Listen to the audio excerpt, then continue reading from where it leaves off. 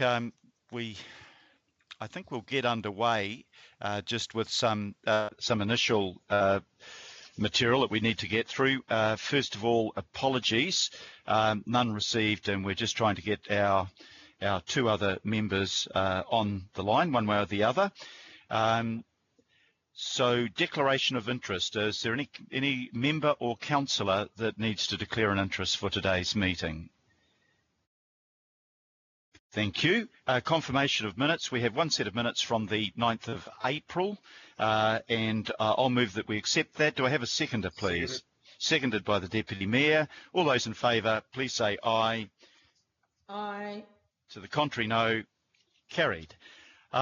Just before we move through the rest of the agenda, to note 3 points, I think, at the start of the meeting.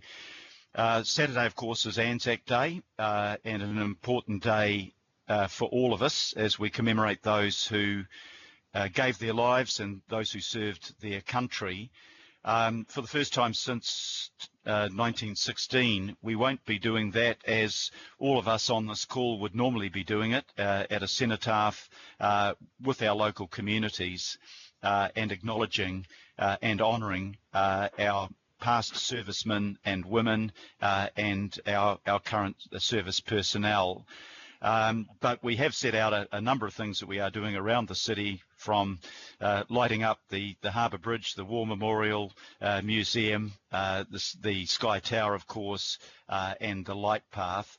There is also a move for standing at dawn and maybe listening to it on the radio or the television as the acknowledgements of Anzac Day take place through the media, and I would certainly encourage people to do that, and encourage, I suppose, all of us, when we think that we're finding it tough with lockdown and various other things, to remember the sacrifice of past generations, which is much greater than our current generations have been called upon to make.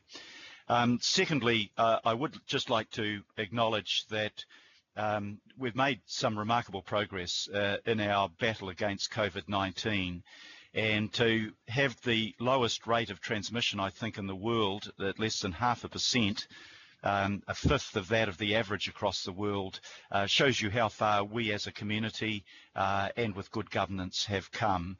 And I think we should acknowledge that and acknowledge the progress we're making as we look forward to at least an initial step back to level 3 next Tuesday.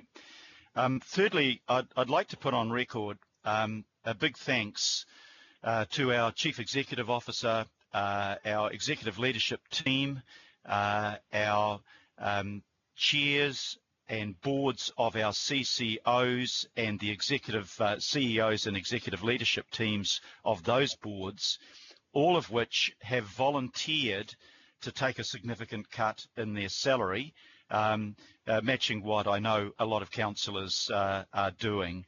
But that was done entirely on their own initiative, without pressure from me or anybody else. But it confirms Te Waka Eka Noa that we're all in this together, and that all of us are prepared to make what sacrifices we can, acknowledging the hardship that will be created for some in our community. And I just want publicly to acknowledge those that work professionally for us and those that serve us on the boards of the CCOs for taking the action that they have taken.